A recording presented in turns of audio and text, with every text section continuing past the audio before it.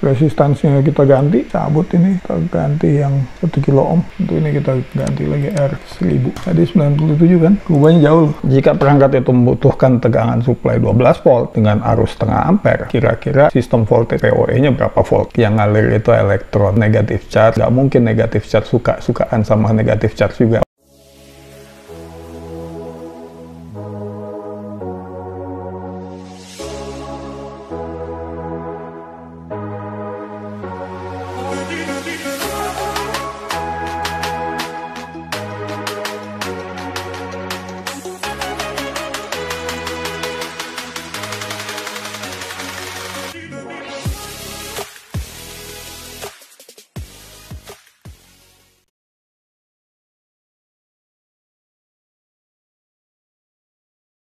Bismillahirrahmanirrahim. Assalamualaikum warahmatullahi wabarakatuh. Kembali lagi dengan saya Teni Bagindo di channel Apa Itu. Sebelumnya saya ucapkan terima kasih pada supporter, donatur channel Apa Itu yang udah dukung, udah melakukan donasi langsung via Traktir, Saweria, YouTube Thanks juga bisa. Oh ya, mudah tuh YouTube Thanks, tinggal kita klik aja dari videonya langsung kita bisa donasi. Kali ini kita akan bahas bagaimana cara mengukur hambatan menggunakan microcontroller seperti Arduino Mega. Sebenarnya kita akan bikin perangkat, mungkin ntar kita videoin juga, untuk mengukur resistansi coil dari DC motor. Biasanya DC motor kalau resistansinya udah nggak stabil, torsinya hilang. Bukan channel Apa Itu kalau hanya colok-colok, kita jelasin sketsnya dikit, demoin selesai. Tentu kita harus jelasin resistan itu apa, digunainnya buat apa. Kita akan korek-korek lebih dalam lagi. Kita mulai aja. Karena kita mau bikin ohmmeter dengan Arduino, apa itu resistan, apa itu konduktan. Masa mengukur sesuatu tapi kita tidak tahu apa yang kita ukur? Itu kekonyolan tingkat tinggi namanya. Secara definisi, hambatan itu suatu besaran yang berlawanan dengan aliran arus pada electrical circuit. Resistan diukur dalam satuan ohm, simbolnya huruf Yunani omega. Nama ohm sendiri diambil dari nama Georg Simon Ohm, ilmuwan Jerman yang hidup pada abad 18-19 yang mempelajari hubungan gelap antara tegangan, arus, dan hambatan. Kenapa dibilang hubungan gelap? Karena zaman itu masih zaman kegelapan. Bercanda. Hukum Ohm, tegangan sama dengan arus dikali hambatannya. V tegangan, satuannya voltage, I arus, satuannya ampere, R hambatan, satuannya ohm. Kita biasanya akan lebih mudah memahami sesuatu yang bisa kita observe, bisa kita lihat, bisa kita sentuh, bisa kita rasakan. Listrik agak sulit, elektron itu kecil banget. Untuk dirasakan ya silahkan aja kalau pengen nyentuh, tapi nggak dianjurkan tegangan yang di atas 50 volt. Ntar kaget. Kita analogikan aja dengan instalasi air. Prinsip kerjanya sama. Di kiri ada tegangan, di kanan ada tekanan. Tegangan ini adalah tekanan elektris. Pipa kita diameternya beda-beda, awalnya besar, di tengahnya kecil, di ujungnya lagi besar. Kita kasih tekanan dari toren pipa masih kosong. Debitnya di awal besar. Begitu ada penyempitan, debitnya turun. Penyempitan ini berfungsi sebagai hambatan. Pada arus listrik, kita punya tegangan, resistor sebagai hambatan. Relasinya P sama dengan I kali R. Ya sama aja. Gitu kita kasih hambatan, arusnya turun. Sekarang kita bahas tekanannya konstan. Contoh sumber airnya dari toren, nggak kita kasih pompa. Saat hambatannya kecil, pipanya besar, debitnya ini deras. Begitu hambatannya kita perbesar, pipanya kita persempit, debitnya jadi kecil. Arus listrik juga gitu. Saat nilai hambatannya ini kita perkecil, arusnya jadi besar. Hambatannya kita perbesar, arusnya jadi kecil. Jadi udah nggak hubungan gelap lagi kan antara tegangan, arus, dan hambatan. Kalau udah clear, kita korek lebih dalam. Faktor apa sih yang menyebabkan hambatan? Kita punya kabel, kita potong aja, bentuknya kayak gini. Saya ingat hari pertama pelajaran elektroteknik. Yang saya lihat cuma gambar sosis sama salami. Ini bentuknya mirip kan. Pelajarannya 2 jam, kita nggak akan bahas sampai 2 jam, mungkin beberapa menit aja. Faktor yang menentukan nilai hambatan. Rho, hambatan jenis. L, panjang kabelnya. A, luas penampangnya. Rho, resistivity, satuannya ohmmeter. Ini disebut juga dengan hambatan jenis. Untuk material copper, besarnya 1,67 pangkat 10 minus 8 ohmmeter. Biasanya di tabelnya juga ada material lain seperti emas dan silver, karena itu material-material konduktor. Resistannya R, satuannya ohm, panjang L, satuannya meter, area A, satuannya milimeter kuadrat. Makanya kalau beli kabel listrik, ukurannya itu nggak milimeter, tapi milimeter kuadrat. Ya tujuannya ini, nentuin besaran A-nya. Hitungnya gampang kan? Kalau kita lihat formula ini, semakin panjang kabelnya, hambatannya semakin naik, semakin besar penampang, hambatannya semakin turun. Kita punya potongan kabel panjang panjangnya L, areanya A. Panjangnya jadi 2 kali, hambatannya juga 2 kali. Kalau luas penampangnya 2 kali, contohnya kita sambung paralel, hambatannya jadi setengahnya. Arusnya satu lewat atas, satu lewat bawah. Sekarang kita lihat internal strukturnya resistor. Sebelah kanan wire wound resistor, yang sebelah kiri tin metal film. Ujung-ujungnya ada end cap-nya, ada kawatnya. Di tengah ada ceramic carrier, di ceramicnya digulung tin metal filmnya. Tin metal filmnya yang ini nih, luarnya di coating lagi. Kita amati metal filmnya, potongan yang ini kan ada areanya. Area ini ya A, panjang coilnya L, materialnya rho, kita dapat R-nya. Sama dengan wire wound. Kawat ini kan ada diameternya, ada panjangnya. Masukin lagi sini, sama. Relasinya dengan hukum Ohm. Semakin panjang kabelnya, hambatannya semakin naik, arusnya turun. Semakin pendek kabelnya, hambatannya turun, arusnya naik. Area demikian juga. Semakin besar areanya, hambatannya turun, arusnya naik. Diameter kabelnya kita perkecil, hambatannya naik, arusnya turun. Kita lihat judulnya, Resistivity of Conductor. Konduktor adalah konduktif material. Pertanyaannya kenapa bukan Conductivity of Conductive Material? Resistivitas, konduktivitas itu benda yang sama, dilihatnya dari sudut pandang yang berbeda. Formulanya, sigma conductivity sama dengan 1/ρ. Resistivitas itu kemampuan suatu material untuk menghambat arus, sementara konduktivitas untuk menghantar arus. Rumusnya pun kebalikannya. R sama dengan ρ L bagi A, untuk sigma. R sama dengan L bagi sigma kali A. Semakin besar rho, hambatannya semakin tinggi, arusnya semakin kecil yang bisa diantarkan. Semakin besar sigma, hambatannya semakin rendah, arus yang diantarkan semakin tinggi. Demikian juga dengan resistan dan konduktan. Konduktan G sama dengan 1 bagi R. G konduktan satuannya S atau Siemens, R resistan satuannya Ohm. 1 Ohm sama dengan 1/Siemens. 1 Siemens sama dengan 1/Ohm. Nama Siemens ini diambil dari Jerman inventor dan industrialis Ernst Werner von Siemens, foundernya Siemens AG. Masa hidupnya sepertinya bersamaan dengan Georg Simon Ohm. Jangan-jangan mereka janjian. Simon, kamu ngeliatnya dari sisi sana ya? Si Werner bilang, oke, saya lihat dari sudut pandang yang lain.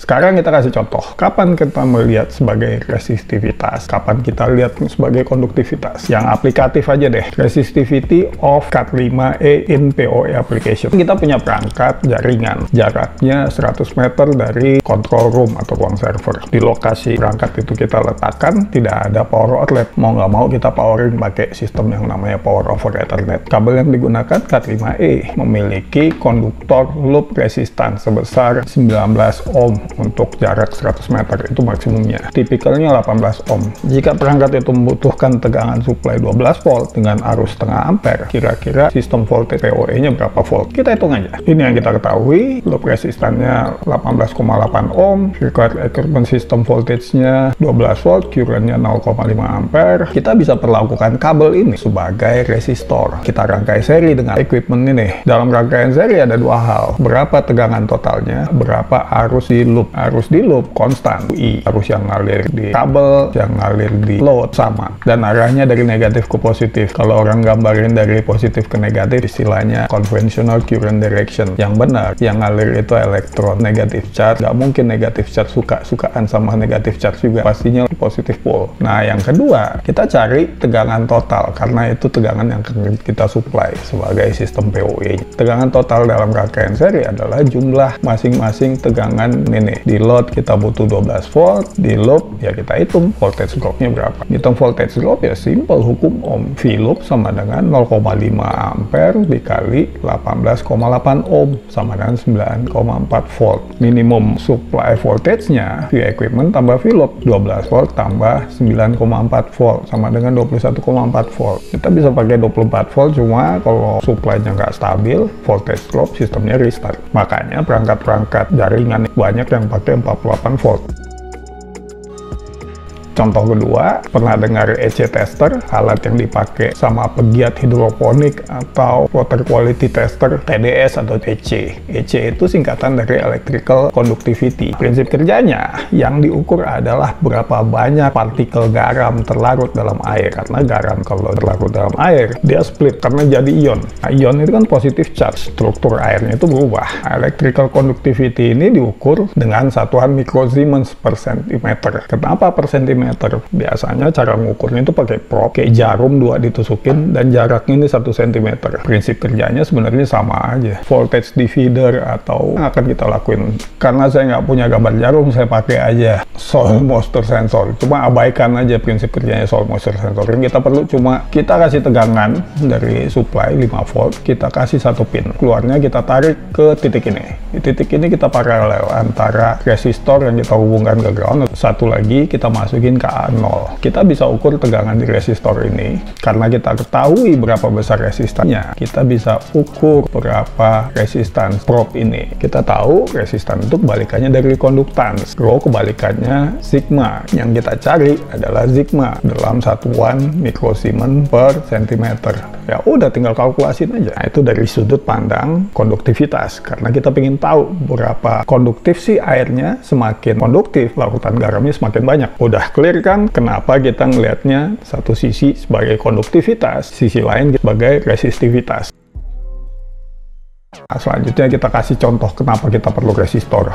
Yang simple, LED series resistor. LED itu light emitted dioda. Dioda kegunaannya biasanya untuk rectifier. Dia hanya mengaliri arus satu arah. Contohnya ini pakai conventional current direction, dia hanya bisa ngalir ke sini. Arah sebaliknya nggak bisa. Sebenarnya dia bisa ke sini dari katoda ke anoda. Cuma nggak apa-apa. Jika kita kasih positif ke katoda, hambatannya ini akan besar sekali. Kita udah pernah bahas di video tentang relay kalau nggak salah. Kita gambarin PN junction kan, tonton aja video itu kenapa dioda perilakunya seperti itu. Sebaliknya kalau anodanya kita kasih polarity positif, hambatannya ini hampir nol. Apa yang terjadi jika LED kita rangkai tanpa hambatan? Short circuit karena nggak ada hambatan kan, belum sempat lihat cahayanya, LED ini udah leduk. Makanya kita harus kasih series resistor. Pertanyaan selanjutnya, resistornya besarnya berapa ohm? Ada dua hal. Yang namanya LED adalah dioda pasti punya forward voltage. Kita lihat tabelnya, forward voltage untuk warna contoh biru deh 3 volt. Berarti di antara ini ada tegangan drop 3 volt. Kita pakai supply voltage contohnya 12 volt. Kita hitung aja 12 volt dikurang 3 volt. Tegangan yang ada di resistor ini 9 volt. Pertanyaan selanjutnya, arusnya berapa yang ngalir? Tentu LED ada limitnya juga. LED yang 5 mm kurang lebih 16 mA kalau nggak salah. Agar kita mudah ngitungnya, pilih aja 10 mA. Kita punya tegangan 9 volt, arusnya 10 mA, resistannya 900 ohm. Selesai. Nah, enaknya dalam dunia sains, segala sesuatunya diciptakan tunduk terhadap patternnya dan tunduk terhadap determinannya. Kebayang nggak kalau elektron itu seperti manusia perilakunya? Dia bilang, saya udah nggak tertarik lagi dengan positive charge, saya mau ngalirnya ke negative charge. Untuk peradaban kita, barang-barang elektronik kita nggak ada yang jalan. Itu juga akan terjadi sama manusia kalau perilakunya selalu menyimpang. Makanya stay on the track.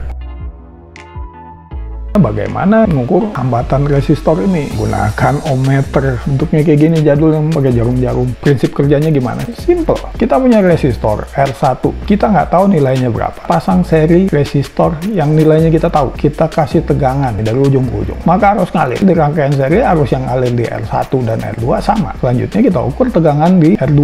Masukin hukum Ohm. V sama dengan I kali R. I sama dengan V2 dibagi R2. Dapat I-nya. Jumlah tegangan di rangkaian seri ini sama dengan tegangan source-nya. V di R1 sama V di R2. Kita tahu tegangan di R2, kurangin aja dapat V di R1. Masukin lagi hukum Ohm. R sama dengan V1 dibagi I. Selesai, kita dapat nilai resistance R1.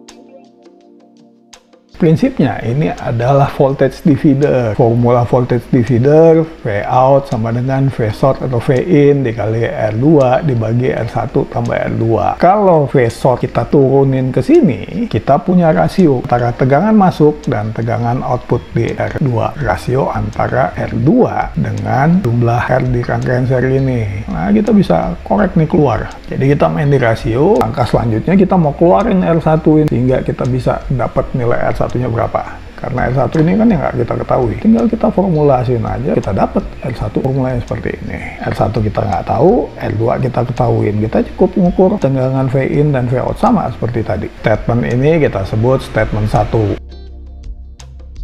Ini sirkuit sematiknya, ya kemarin ada yang komplain minta dibikinin sematik nih, saya bikinin sematik. Nah, rangkaian voltage divider ya seperti ini, simple. Jadi kita punya dua resistor. Resistor 1 tidak kita ketahui, resistor 2 kita ketahui, misalnya 1 kilo ohm. Kita masukin tegangan 5 volt di R1, tengahnya kita baca pakai analog 0. Di resistor yang berikutnya kita hubungin ke ground. Udah. Selanjutnya gimana caranya masukin statement ini ke programnya. Untuk baca tegangan di A0, ini sintaksnya seperti ini. Kita bikin satu variabel namanya Vref atau voltage reference, nilainya 5 volt, type-nya float. Kita bikin satu lagi variabel float namanya Vout atau tegangan yang masuk di A0, sama dengan Vref atau 5 volt dikali analog read in A0 dibagi resolusinya. Ada dua isu membaca tegangan pada Arduino microcontroller. Isu pertama, voltage reference. Jika power supply kita nggak stabil, voltage reference-nya juga nggak stabil. Sementara kita asumsikan di sini 5 volt, pembacaan ADC-nya akan lari. Yang kedua, ADC resolusi dari Arduino, contohnya Uno, cuma 10 bit dari 0 sampai 1023. Jika tegangan kita 5 volt dibagi 1024, per bitnya 4,882 milivolt. Kita asumsikan resolusi nggak ada masalah. PR kita masalah Vref. Kita singkirkan Vref, jadi kita nggak perlu voltage. Caranya gimana? Kita lanjut dari formula kita yang ini. Kita punya Vout sama dengan V ini kali analog read A0 dibagi 1024. Analog read A0 dibagi 1024 masukin ke variabel namanya ADC ratio. Berarti Vout sama dengan Vin kali ADC ratio. Vout kita masukin ke sini. Kita punya formula terakhir. R1 sama dengan R2 dikali 1 dibagi ADC ratio dikurang 1. Kita nggak ngeliat voltage kan? Mau voltage-nya kayak roller coaster bodo amat, nggak ngaruh. Dia naik turunnya ikutan bareng. Kita eliminasi, nggak ada voltage-voltagean. Coba code-nya seperti apa? Simple. Kita bikin variabel namanya R1 buat resistan yang kita cari. R2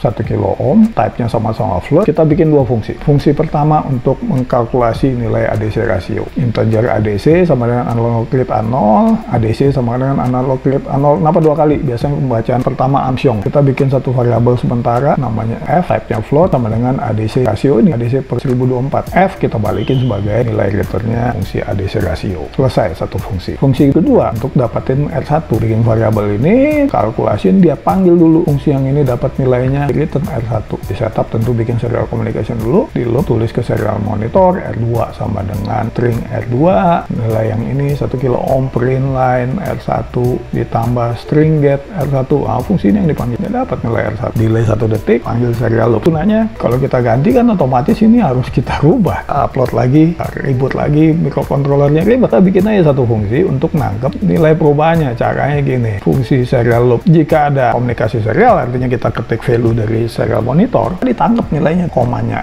R, baca R2 sama dengan serial titik parse float, dia baca nilai di belakang R. Contoh komanya R 10.000, nilai R2 sama dengan 10.000 atau 10 kilo ohm. Tulis ke serial monitor R2, nilainya ganti. Jadi kita nggak perlu ngompil ulang. Kita punya Arduino Mega, LCD-nya nggak perlu kita copotin aja. Ada breadboard, potensio. Nah, rencananya motor ini resistansinya yang kita mau ukur. Jumper kabel 3 biji. Ini ada banyak resistor. Nilai resistansinya berapa kita ukur aja. Yang ini kita pakai sebagai nilai yang mau kita ukur. 1 kilo ohm tuh sebagai R1. Ini R2-nya 100 kilo ohm. Yang ini 10 kilo ohm.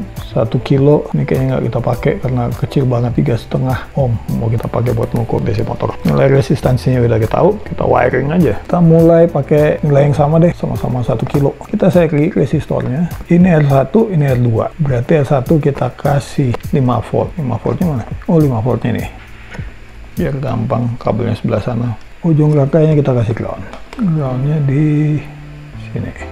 Sebenarnya Mega lebih gampang gini sih. Ini ground di sini, ini 5 volt di situ.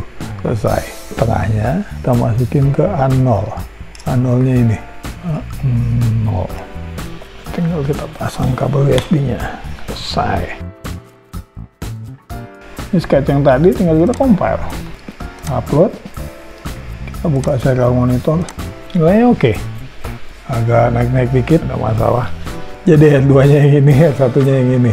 Karena nilainya sama ya nggak ada masalah. Sekarang R2-nya kita ganti. Kita ganti 10 kilo ohm. Nah, ground-nya kita cabut. Ini kita ganti dengan yang ini 10 kilo. Nah, berarti ini kita masukin sini. Coba nilai yang lama kita catat dulu. R1-nya ini ya. Oh, R2-nya kita rubah jadi 10 kilo. Nilai pembacaannya kita copy aja. ganti lagi 100 kilo kita pasang, cabut R2 nya kita ganti 100 kilo, pasang sini. Untuk ini kita update lagi jadi 100 kilo ohm, ini 10.000, 100.000. Kita copy, kita masukin ke sini. Kita bandingin aja resistor yang kita cari R1. Kalau resistor R2 nya sama-sama 1 kilo ohm, pembacanya 996. Kalau R2 nya 10.000, 998. R2 nya 100.000, 996. Kelihatan kan? Semakin jauh nilai resistan yang kita cari dengan yang kita ketahui, deviasinya akan naik. Biar lebih seru, R1-nya kita ganti dengan potensio. Kita pasang di sini, berarti ini plus, negatifnya kita pasang di ke A0. Kita nolin dulu deh. Paling kecil berapa? Ini malah gede. Minimum 97. Resistansinya kita ganti, cabut ini, kita ganti yang 1 kilo ohm. Untuk ini kita ganti lagi R1000. Tadi 97 kan? Rubahnya jauh. Awalnya dari 97 ohm jadi 5,8. Brutal kan? Kalau kita naikin, maksimumnya berapa? Oh, dia bisa baca tulis sekian. Nah, rangkaian ini tinggal kita pasang DC motor di sini. Simpulannya R2 semakin dekat dengan nilai resistan yang mau kita cari, nilainya semakin akurat. Ini kisaran 3 atau 5. Makanya saya mau pakai resistan yang kecil ini, yang 3,5. Kalau pakai 10K, amsyong. Makanya avometer model-model kayak gini ada tuh selektornya. Mau berapa? 200, 2 kilo, 20 kilo, segala macam. Tujuannya buat apa? Ya biar bacanya bener. Kalau nggak bacanya kayak tadi, lari. Tujuannya ada selektornya. Jadi kita udah bahas apa itu resistor, resistan, resistivity, konduktans, konduktivitas. Kesimpulannya, resistivitas dan konduktivitas itu cuma perspektif aja. Kita ngelihatnya dari kiri atau dari kanan, dari atas atau dari bawah. Makhluknya itu aja. Ya kita udah kasih contoh juga, bahas resistivitas kabel sama konduktivitas garam-garam terlarut dalam cairan. Resistor juga ada kita jelasin fungsinya buat apa, contoh LED. Kita udah bahas bagaimana cara mengukur hambatan dengan microcontroller. Masalahnya selalu voltage reference-nya kita eliminasi dengan bikin formula yang nggak butuh voltage reference. Udah cukup banyak hal yang kita bahas, semoga bermanfaat. Seperti biasa, kalau ada penjelasan saya yang salah, tolong tulis di komentar, kita diskusi. Terima kasih. Assalamualaikum warahmatullahi wabarakatuh.